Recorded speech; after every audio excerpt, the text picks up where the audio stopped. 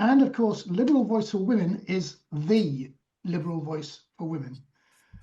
We work very closely together all the time, although of course women are half the population, so they are rather larger than us. The party tried to ignore both groups, to silence us and to shut us down, but although there's been a huge effort to make sure that the party is a hostile environment for anybody who doesn't embrace the trans activist ideology, and although the party's lost a ton of talent as a result, we are winning.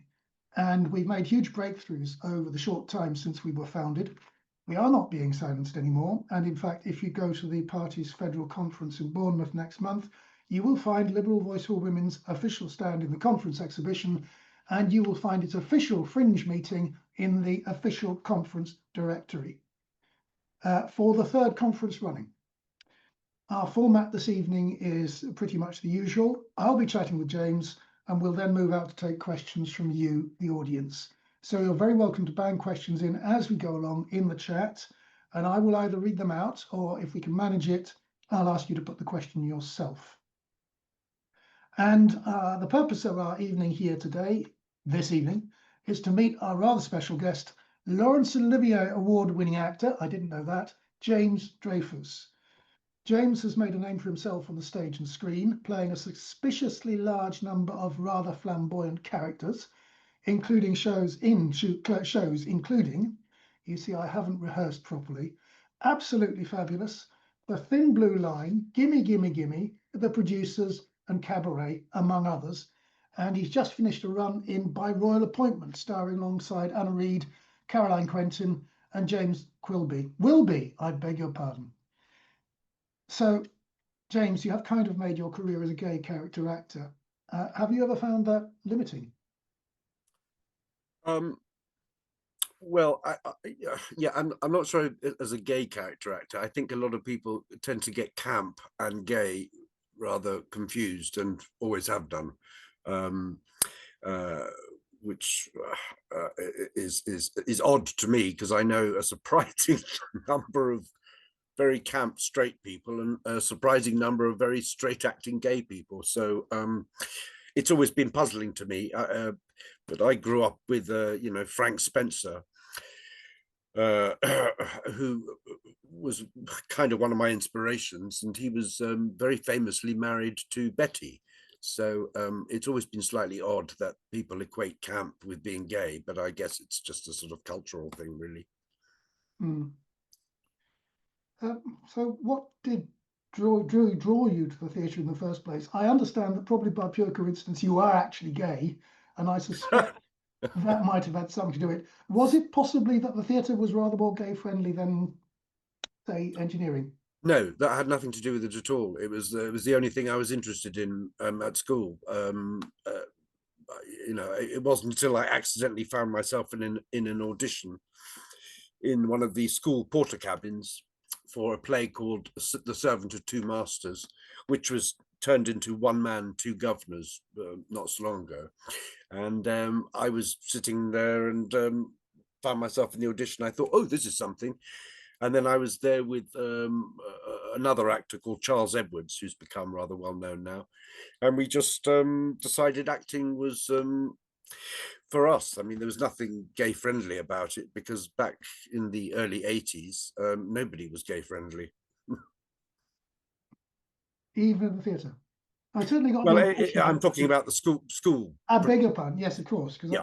I mean, Laurence, John Gielgud got a far better and easier time as a gay man caught coaching as an actor than he would have done in many other careers.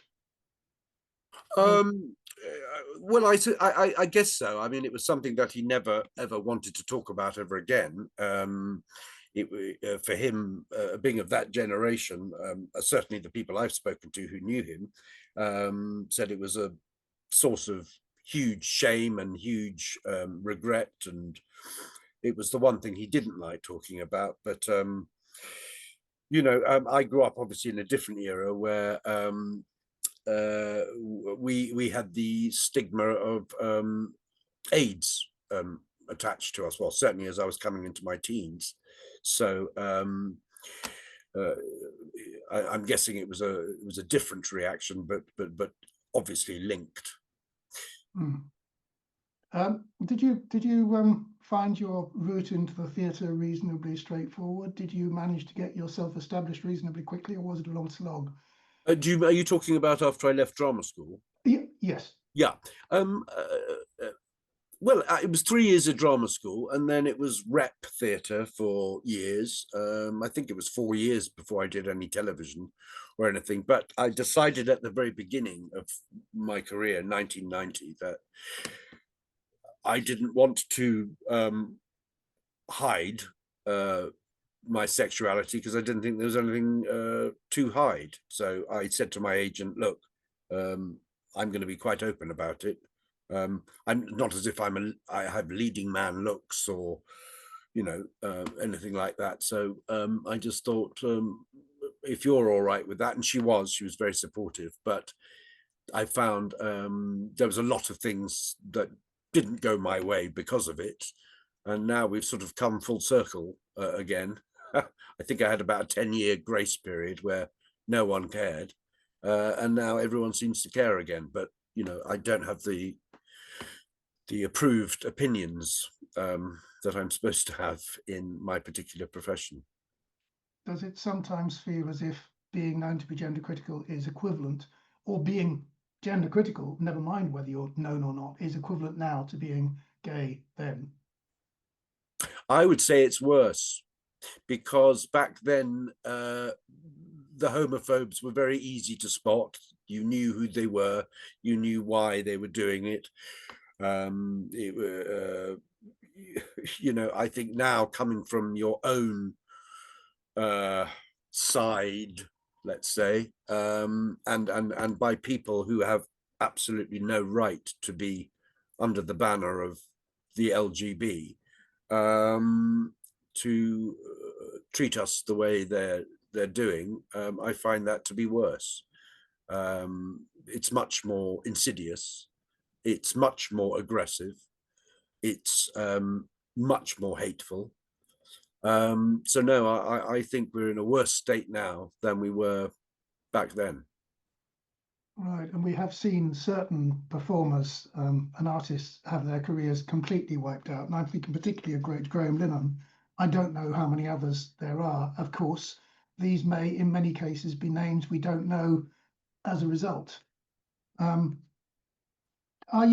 Do you get a feel for other performers who have suffered that you know?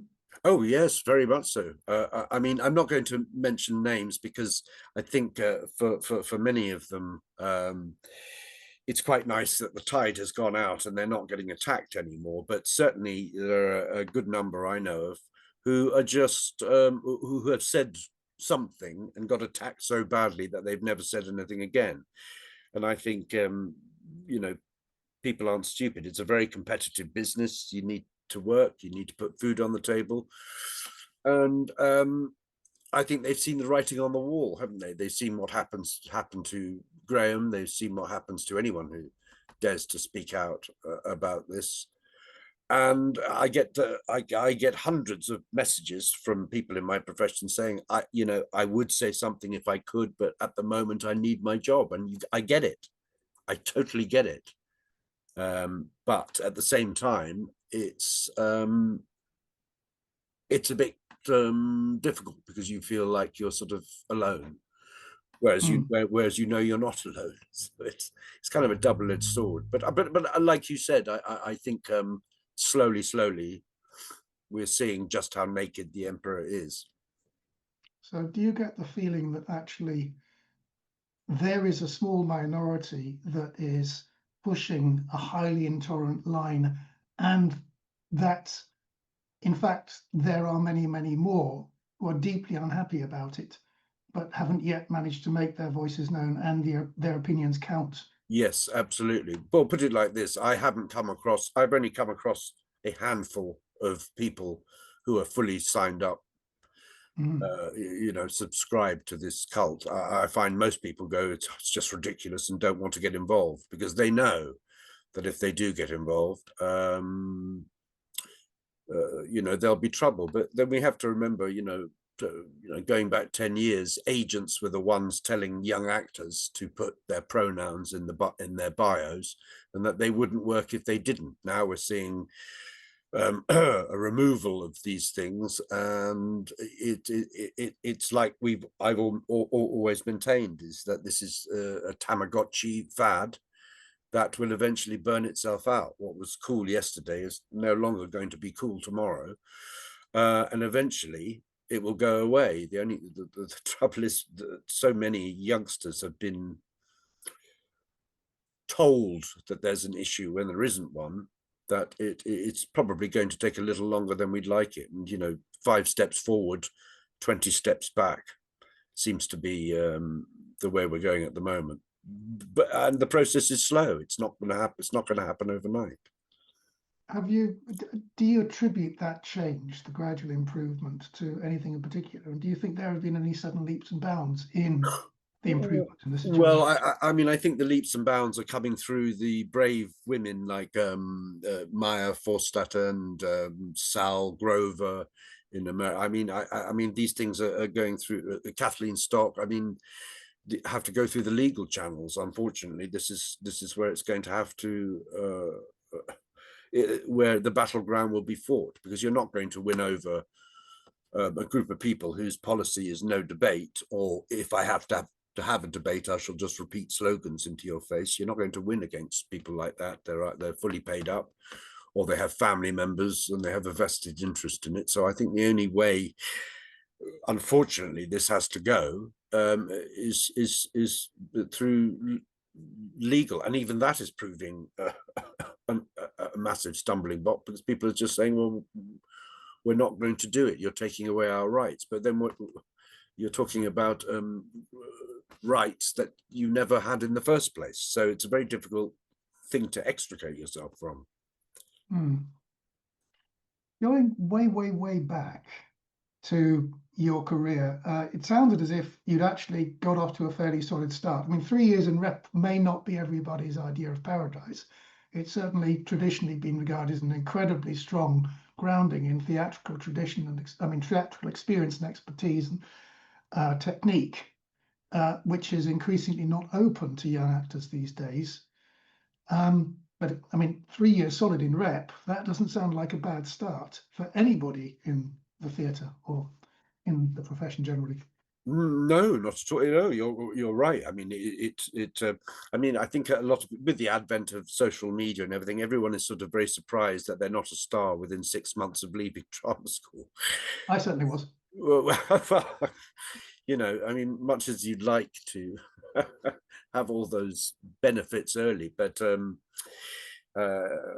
things have changed to such a degree now that I don't even know where some of these people get their ideas from. Because it was back when I'd left, it was rep, and then if you were lucky, you got a bit of television. And don't forget, the girls had to go and dance topless on tables to earn an equity card. I don't quite know what the boys did, but it was. Let's not go there. Let's not go there. But yeah, I mean, times have changed so much that yes, that sort of grounding in the theatre is long gone.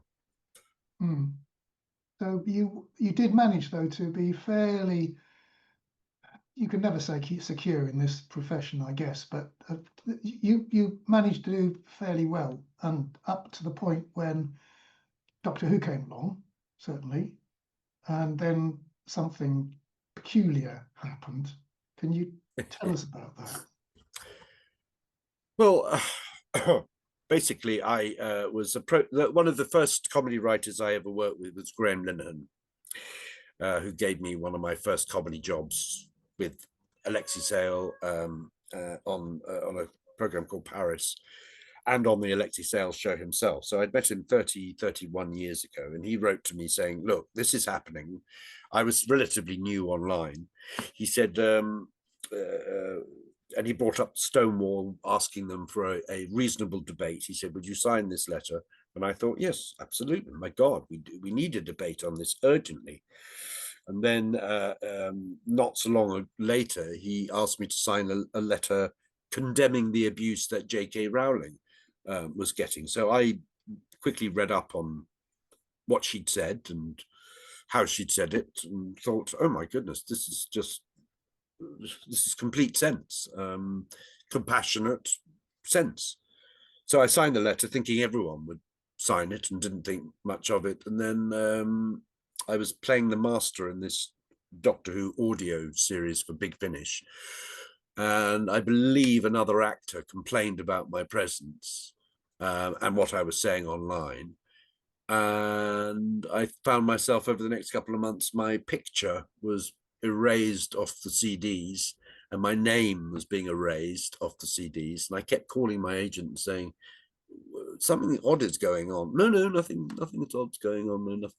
And then eventually 3 months later, they said, well, they've just admitted there is something going on. And then they put out this statement saying, we don't endorse transphobia of any kind, basically linking me to being transphobic. And behaved in a really cowardly, obnoxious way. And that got some press attention, and I was dropped from it. I mean, now I don't care about the actual Doctor Who side of it, because I don't know anything about Doctor Who. I was just playing a character, but it was the reputational damage, which is it's like Chinese whispers. One person hears one thing and then it's delivered along a whole line until it's become so bastardized that you can't see the wood for the trees. So that's essentially what happened.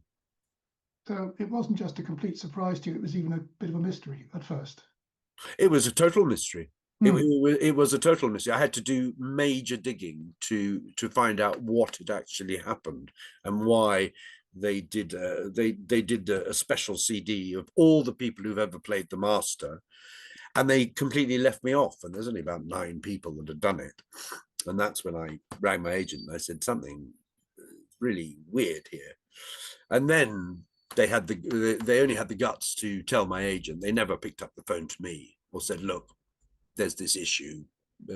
It was all done very sneakily and cowardly is the only way.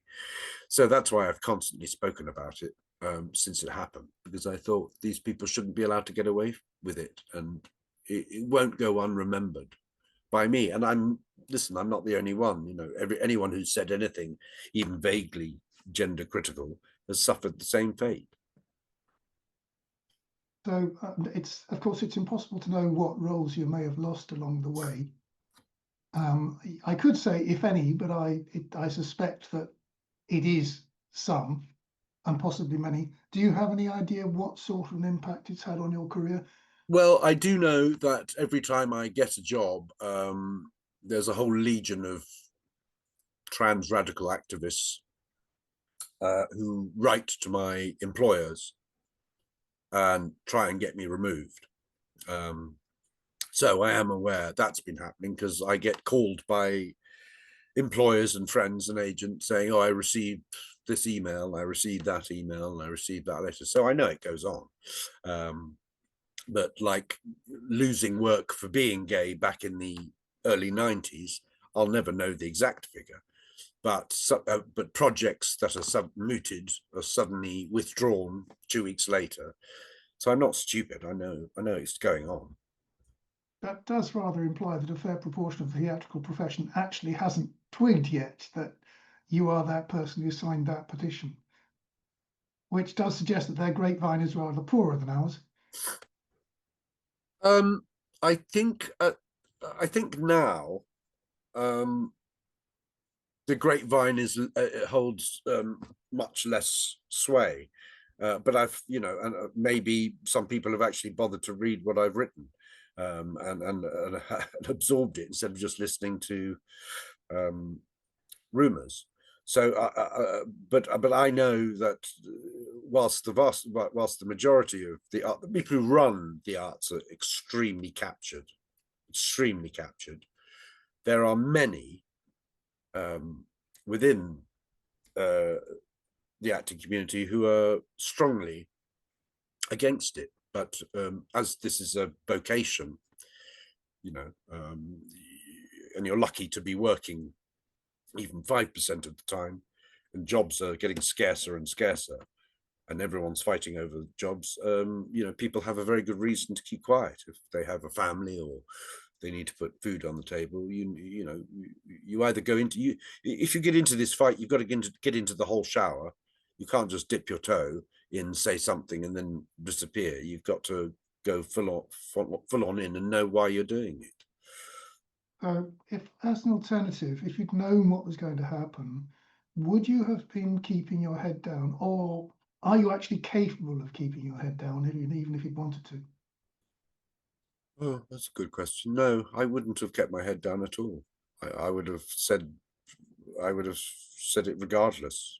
It was only because I'd only been online not for very long that I didn't really know what was going on. I didn't realize suddenly there were swathes of people, suddenly saying, well, I'm saying I'm a woman, therefore I'm allowed to be in women's spaces, because, that had never happened before. That was certainly not the case when I was growing up, and I was part of the whole gay scene. And okay, you're talking about in a gay club and a drag queen uses the men's toilets, uses the women's toilets, that's a very different thing, because that's in a club, adults, and within that community. But certainly there was no one saying I identify as this. We identified with, we never identified as. And it's a myth to suddenly turn around now and say, well, we've always been there and we've always done this. That's just not the case. So did you ever feel as if you were part of the gay movement, or just part of a member of a community? No, I never even felt I was a member of a community. I mean, I walked, I had a rotten time in, going to gay clubs. I was terribly self-conscious. They're the most body fascistic people you'll ever come across. If you're not pretty and young, there's no interest. So no, I never felt part of any community. I went to gay places because that was the only place you could go to meet people who were same-sex attracted. That was the only reason. And you did decide that you were not going to apologise. You've made that clear, and in fact, you've now been a featured speaker at the LGB Alliance conference last year, I think, and the first Human Gay Male conference, which was earlier this year. Did it feel like a more sympathetic crowd by any chance? Where at these conferences? Yes, indeed. Well, it was like going back. It was like the old days. It was where everyone understood that, if lesbians want to meet up with other lesbians, they have a lesbian space where they can go and be with each other and meet, and where gay men can go and meet, where bisexuals can go and meet. Obviously, there's going to be a problem when suddenly you say to people, who say, well, I'm a woman, therefore I'm a lesbian, therefore, it's discarding the whole LGB experience. I mean, it's just making, and then complaining when we self-organize by saying, there's no LGB without the T. Well, there was before, and there still is in many people's eyes. And to me, I never see groups of lesbians picketing a trans-only swimming event. I never see it the other way around. I only see very, very angry men screaming at women the entire time, and have seen that for 10 years. And I'm amazed that other people can't see what I'm seeing, but obviously some don't want to.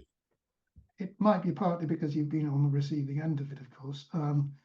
Last week at Brighton Pride, I went along to an event which was it was a private mailing list social function for, again, the Human Gay Male group. And it had been publicised, the venue, only to the people on the mailing list, who had been vetted to a moderate extent. But someone had got onto that mailing list and they denounced us to the venue. And then the venue told us we could come in, but we wouldn't get drinks. So they cancelled the booking. And then the person who denounced us, who was representing a group, whether that group consists of a person in a bedroom or a large group of people, then crowed about the success in getting this group thrown out of a pub. So yes, I've been on the receiving end too. And of course, the LGB Alliance conference was also disrupted in a way that would never happen to any trans activist conference. Yes, and sadly, you know, the kids, because they were kids, they were what, 14, 15-year-olds who'd been groomed and indoctrinated by older trans activists.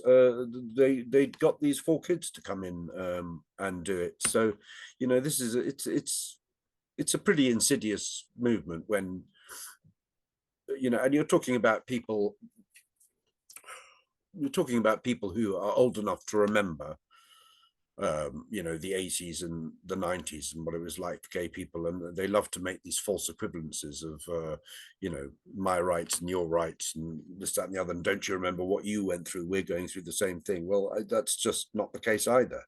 You're demanding something that you didn't have a right to. We were asking not to be punched as we walk down the street. There's a very big difference. So and I'm mostly angry with the people who, let's say, ex-Stonewall, who I used to, you know, support 100%, and we were promised equality. They had a show called The Equality Show. It was all about equality, and people used to say to me, wouldn't it be wonderful one day when you're not known as a gay actor, you're just known as an actor? And I was part of, there were 12 of us. I think Stephen Fry was one of them, and Tatchell was another, and Jimmy Sullivan was another, of 12 out performers who high kicked with the Tiller Girls on stage.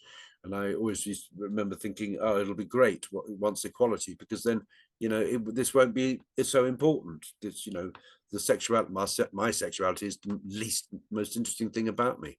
And that turned out to be, a lie. And I feel completely betrayed by the people who used to run Stonewall, not who used to, but who took over come 2014, who've taken it in completely a reverse position. You know, it is the most homophobic movement. It's the most misogynistic movement I think I've ever come across. Of course, there are a fair number of people who are closely involved in Stonewall and the Gay Liberation Front and various other gay organizations and movements way back when, who are now heavily involved in the gender critical movement. And in fact, Simon Fanshawe was one of the people standing on the pavement outside that venue with me at the weekend. And he's one of many, and many of these people are leading lights in the gender critical movement. Yes.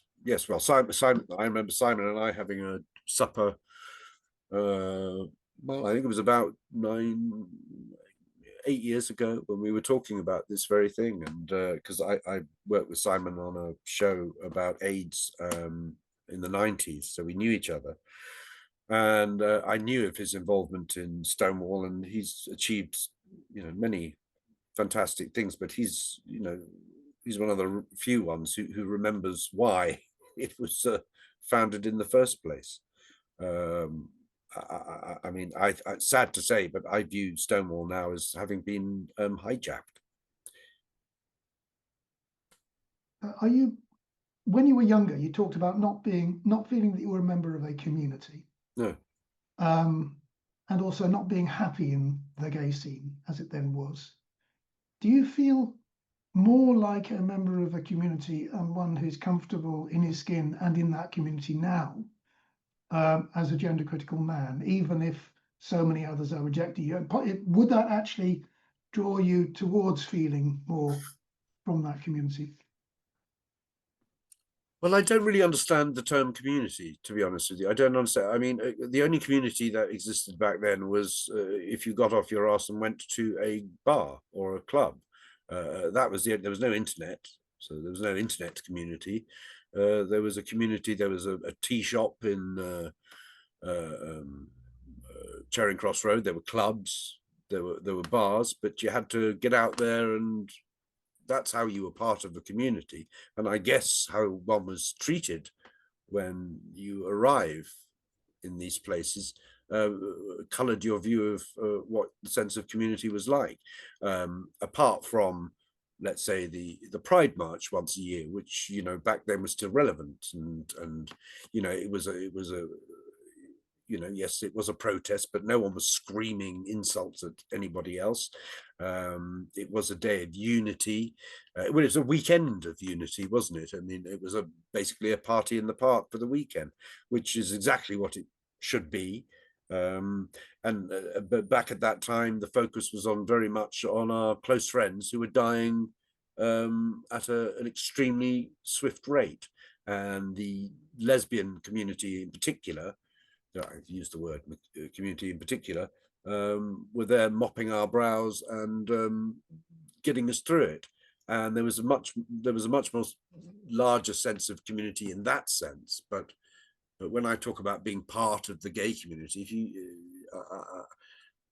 no, I didn't have a massive. The only sense of community I felt was the community of loss, and of being truly marginalized. And unless you lived through that period or the period before, you can't possibly understand what it was like. You can't possibly understand reading the headlines day after day. Oh, you know, you're associated with this disease, and I mean, and people seem to have forgotten.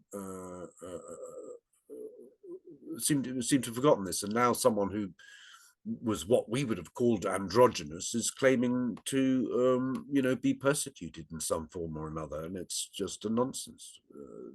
It's a nonsense.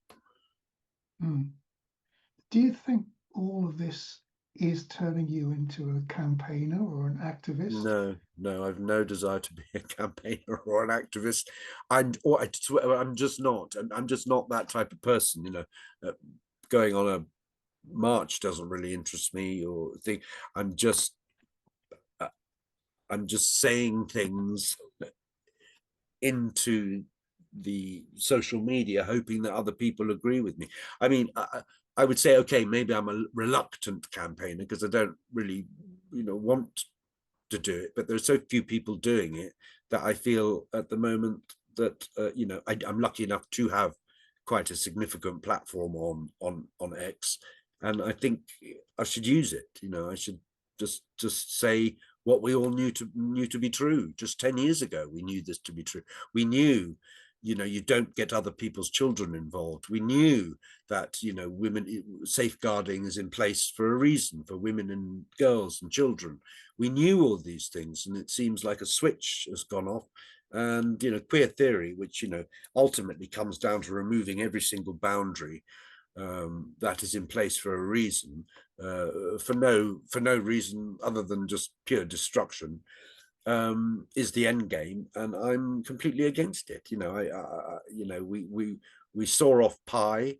A lot of the gay community saw off NAMBLA, and now we have this extra long acronym of all these letters and the plus, and what does the plus mean, and why am I seeing people online saying I'm a minor attracted person with the gay flag at the end of it? You know, it's not about, these people are self-attaching to this, or the furry movement, or you think, well, this has nothing to do with being same-sex attracted, nothing to do with it. Some people in the audience might not know what Pi and NAMBLA are. Would you like to expand on that? I do. Well, Pi was the back in the 70s and 80s. It was ushered in by, I should say, some of the leading lights of Labour at the moment. It was called the Paedophile Information Exchange, which came very close to having significant power. The NAMBLA is called the North American Man Boy Love Association, and they've been around for just as long, and they campaigned for, you know, love has no age, their slogan, always campaigning to lower the age of consent, etc., etc. You know, and you don't have to be a genius to figure out why. We took great strides in dispelling this myth that gay people were predators or pedophiles for years and years and years. And now I don't see people trying very hard to distance themselves from this again by saying, you know, well, you know, love has no age, and who does it harm, and how does it affect you, and taking gender ideology into primary schools. Really, is there no such thing as age appropriate anymore? Or I'm just seeing indoctrination on quite a massive scale. Do you think that your voice as an actor who is successful despite all of this offers at least one role model that might be of some help to some people in the theatrical profession and indeed others? Do you think that you are actually making a difference?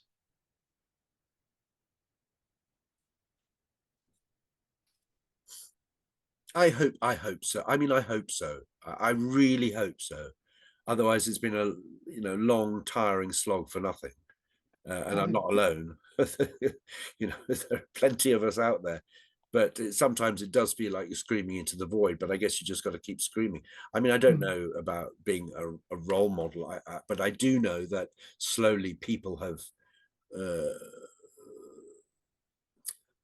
been contacting me saying, "Oh, it's all a load of rubbish," and you just feel like saying, "Well, I wish you'd say something." I don't know. I mean, this is going to be a long road. I mean, amazing. We're still a sort of grassroots movement.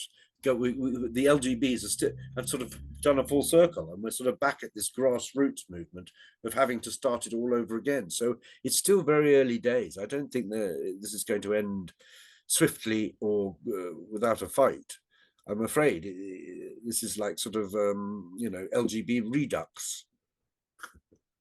I suspect you may be wrong about that, because things move a great deal faster these days than they used to. I hope you're right. Indeed, the speed with which this movement came up and took control has been absolutely astonishing.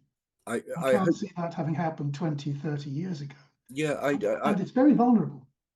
I do see that. I just see, I mean, I do agree with you on that, but I also see at the same time a sort of an omnicause behind the TQ plus movement, which is much stronger than we might imagine. I mean, you never see a trans flag without an Antifa flag. You never see one without a myriad of other flags. So I think there's a whole load of movements that are not quite, don't know where to go, that have been magnetized towards this movement, which is full of a lot of disaffected, very angry people who are just determined to disrupt and cause damage, and that's their goal. I mean, a lot of these people are a part of, I'm not saying all transsexual people, obviously.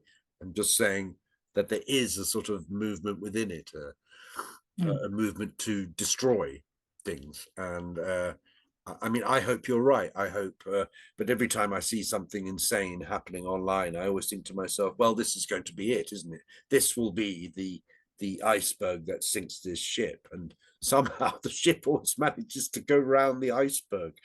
And you're like, oh no, next time, please let the iceberg hit it. Yes. Well, I can't have feeling that the ship's engine is getting a little bit more worn with every pass. No, I agree. It is. I think you're right.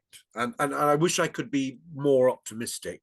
I am optimistic, but there's something that in the back of me that just, in the back of my head, that just says, this isn't going to be over that easily. And I think we're going to see quite a lot of activity. But I do believe it's going in the right direction. Yeah, I think the difference between us might be that in LGB Liberal Forum and Liberal Voice for Women, we're actually seeing these things happening in politics because we are there, just as some of us were in the gay rights movement or the women's movement way back in the 70s, 80s, and 60s.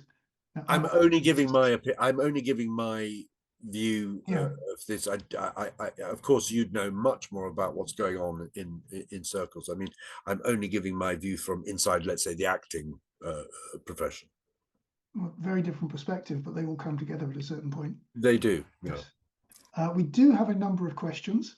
The first one is that last year the Arts Council dropped its Stonewall Champions scheme.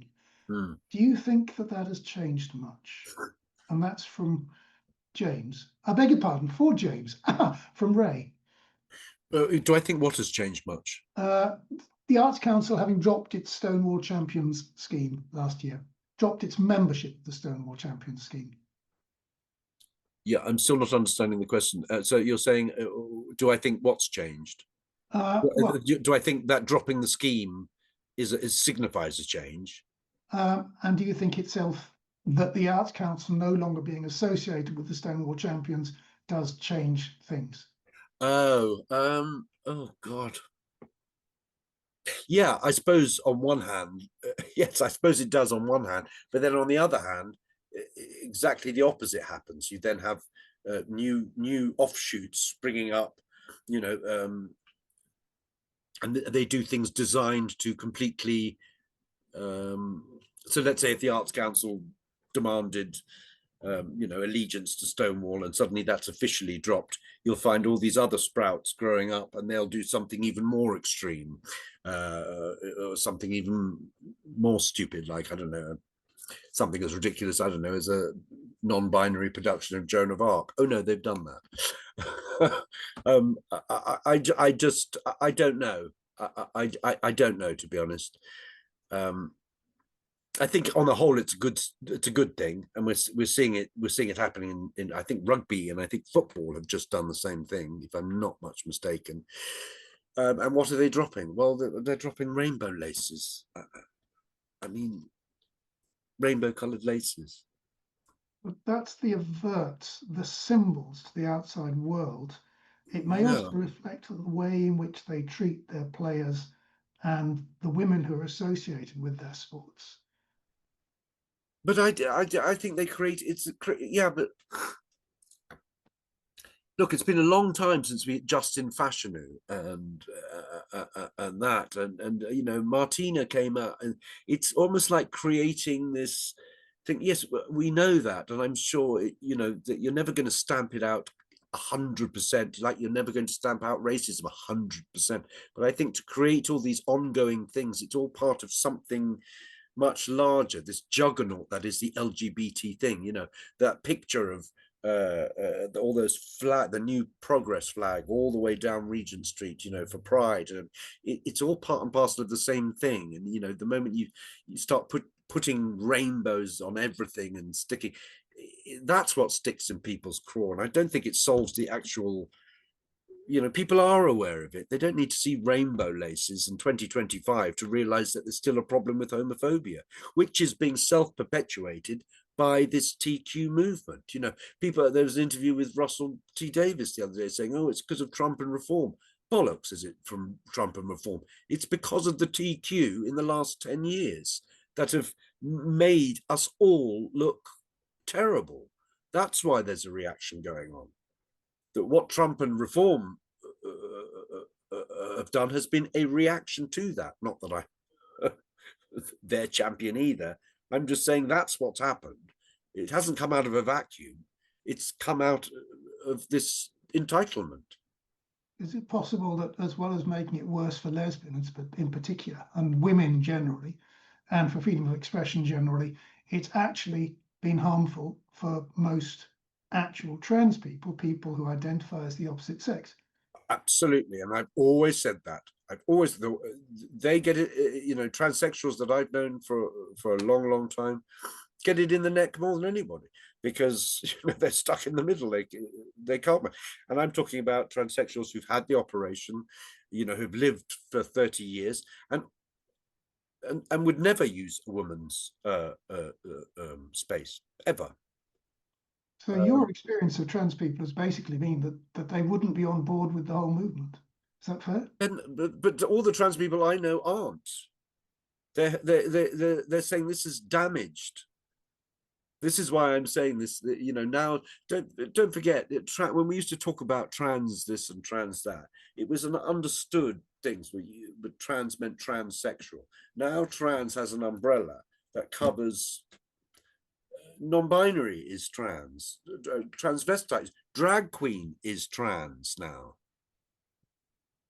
and this is just madness. So what they've done is it's strength in numbers, isn't it? If you make a lot of people who identify as this or trans femme or this, if you put them all under the same umbrella, lots of more people will go there, and the original group that was supposed to be. It was supposed to be about is shoved out. So that's happening to trans people, and in a Well, way, I mean, when you just talk as about it happened to us in the first place. say that again. So that's happening to trans people, the trans people you know, in much the same way that it was originally done to us when T was stuck on the back of LGB. Yes, but it's still nothing to do with being same-sex attracted. Oh, indeed. I mean, Oh. back in the day, I mean, the word transvestite has gone out of fashion, but there used to be, you know, in the gay community, people used to talk about, you know, to use the derogatory term now, trannies all the time. I mean, it was a part and parcel of the language. You know, we used to call women he. The gay men used to call each other she. Oh, she's done this and her this and that, and now it's all become politicized, and the transvestites were the Beaumont Society wanted absolutely nothing to do with us. I didn't know that. They wanted nothing to do with being gay. They said, you know, we are absolutely not a gay, and then now suddenly, it's attached to the LGBT. And I'm not saying it's any better or any worse. I'm just saying it's different. If you're same-sex attracted, that is totally different than the issues of the T and the Q and the what else is being put on. Even intersex, a lot of intersex people that I've spoken to say, we don't want to be shoved into that. We're still either male or female, asexual. I'm sorry, but I'm trying to remember the massive asexual genocide that went on, or when did this happen? I mean, I don't mean to be disrespectful about it, but come on.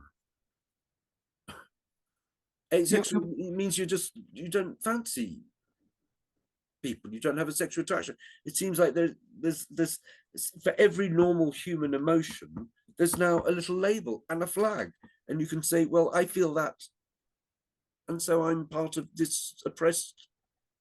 I don't get it.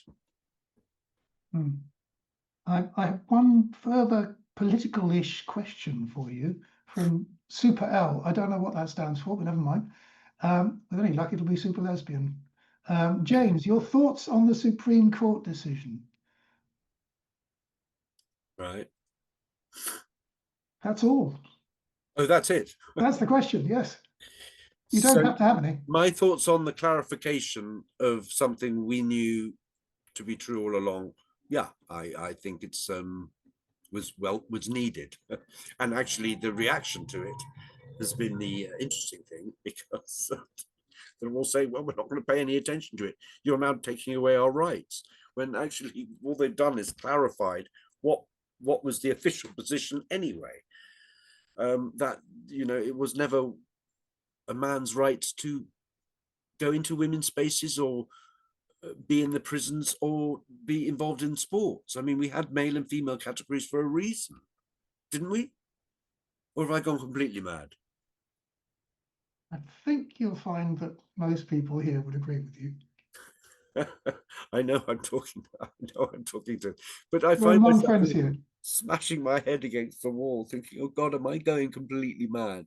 Have I lost the plot? But I thought this was a given. And people say to me, oh, you know something, oh, your controversial opinion. You go back 10 years, nothing that I've said tonight or I've said in the past 8 years would have been considered controversial. Nothing. And I think it's not me that's changed, it's everything else. And I have a suspicion that if you go forward 8 or 10 years, you'll find it's all back the way it was in this respect. The rest of the world may have changed completely. In fact, it may even have ended. You're right. Through this one and out the other side. There was a great line in the play I've just done that's said by the Queen when the designer, based on Hardy Amies, is saying, look, I'm retiring. I'm out of fashion. Nobody wants to see a classical line anymore on a suit. And the Queen says, yes, but, you know, I think you'll find that in life, all you have to do is carry on. Just carry on doing what you've always done, and eventually the world will catch up with you. And that always stuck with me, that line, because I thought, how very true. I think you've just got to be rather dogged, be rather bloody minded, be rather obstinate, and just keep going, which is what we're doing, I hope. And I hope your prediction is right, that in 8 to 10 years' time, we would have come through the eye of the storm and be heading for a bit of sanity again, which would be nice. It would, yes. Since you've just talked about just keeping slugging on and just keeping going, I am asked by Deirdre, has by royal appointment finished? And indeed, is there any chance of bringing it to Wales? Oh, Deirdre, yeah, it's just finished. But there is a chance it might come back next year. But we just finished on Saturday, and we had a great run. And yeah, it was terrific fun. And so there's every possibility it might come back next year. And Deirdre assures us that if it was to go to the new theatre or the Grand, it could be filled out with the Welsh turvan. Yes, say absolutely. Say the turban are always welcome. Good. Another question, which is kind of personalish. Do you have the same agent that you had prior to you losing work because of your views? No, I have a different agent, but that was just circumstance. I'm still very good friends with my agent who had to leave the business. I still see her regularly, and it was nothing to do with my views. My agents have stood with me through thick and thin, so both of them. So that's heartening. It's very heartening, yeah. Yes. On the other hand, ask Cindy, how do you deal with this disappointment of losing friends because of your views? Do you want to know something? I haven't lost friends. I haven't lost any of my friends that really count. I've lost acquaintances, and I've lost colleagues, and I've lost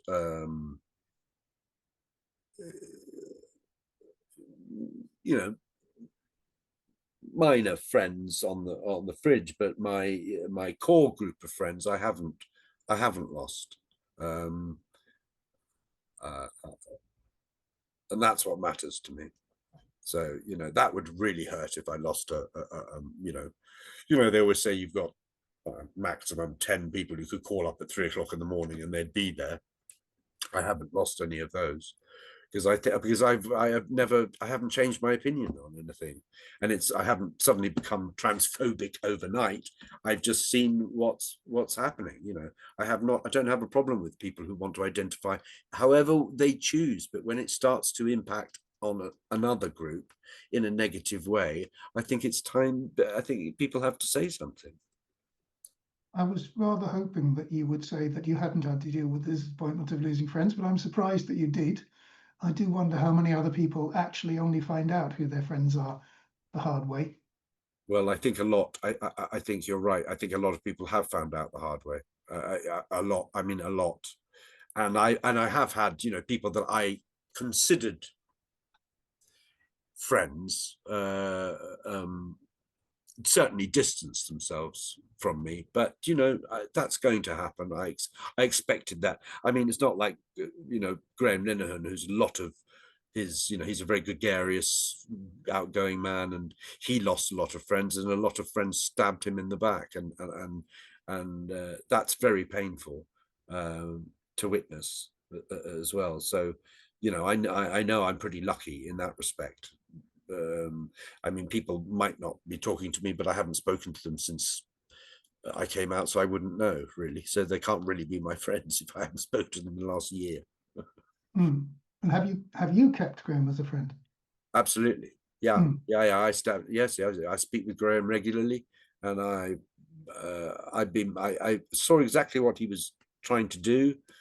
And okay, we have different methods of dealing with things, but I think what he's done is absolutely admirable, and I know his motivation is he stands with women and girls. He puts women and girls and to the front, and some people don't like to hear that, but it's the truth.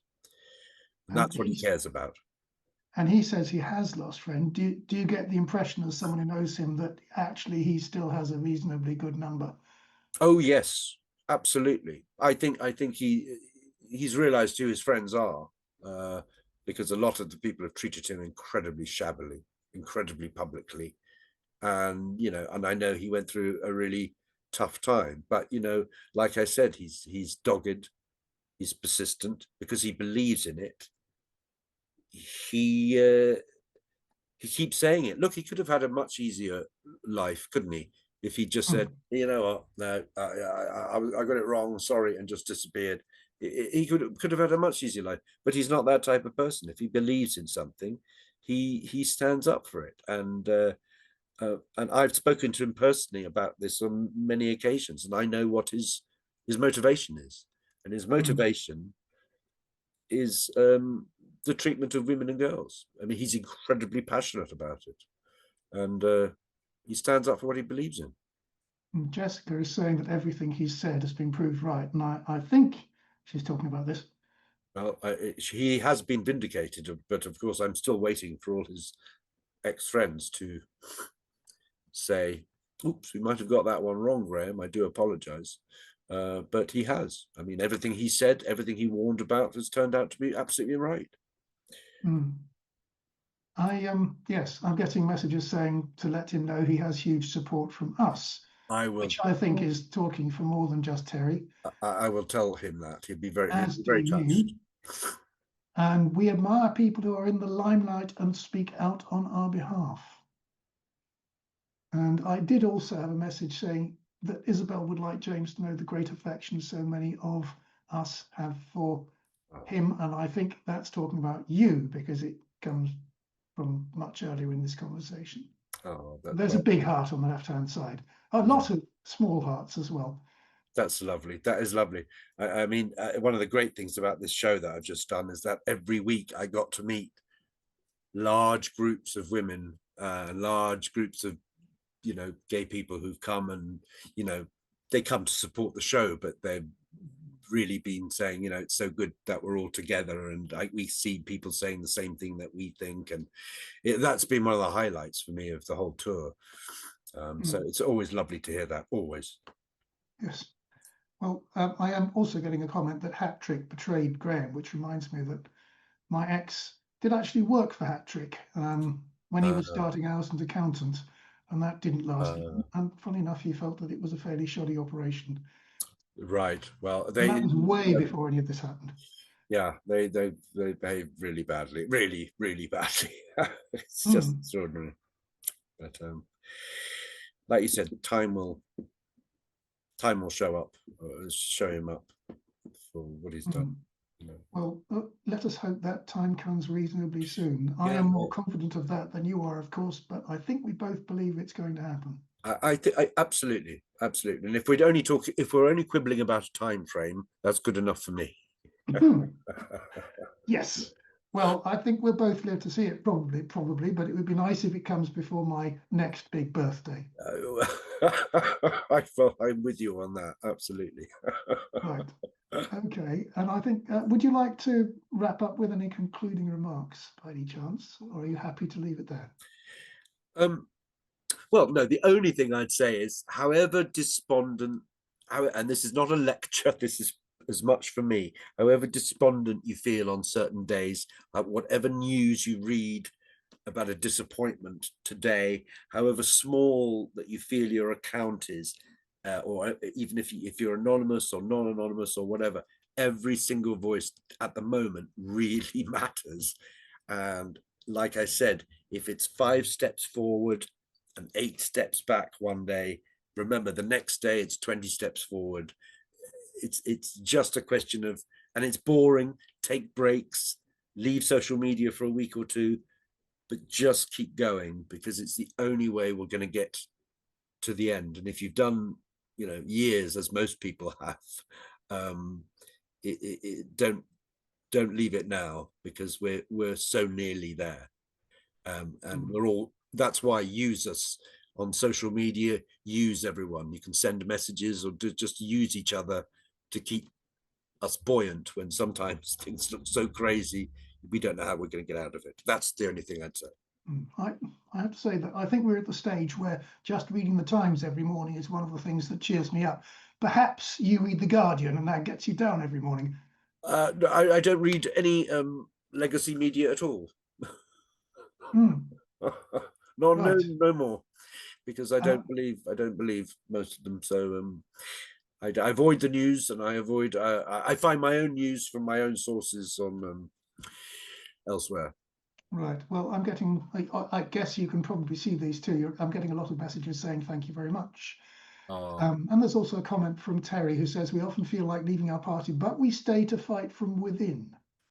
Well, I think that's a brilliant comment. I mean, I was another thing I was going to say is I'm not part of any political party. I'm not a member of any political party. I have no political. Mine is very much a potpourri approach. You know, take the good bits of that and the good bits of that. But you know, within every party, I've done things for LGB Labour and Conservative Voices for Women, because you know it all intersects. If you take a sort of Venn diagram, that bit in the middle is what we're doing, and you've got to be in there to make a difference. So my hat completely off to you and all the other ones and all the other people in parties who really do stand quite isolated. Even the Greens, Shahar Ali, the way he was treated,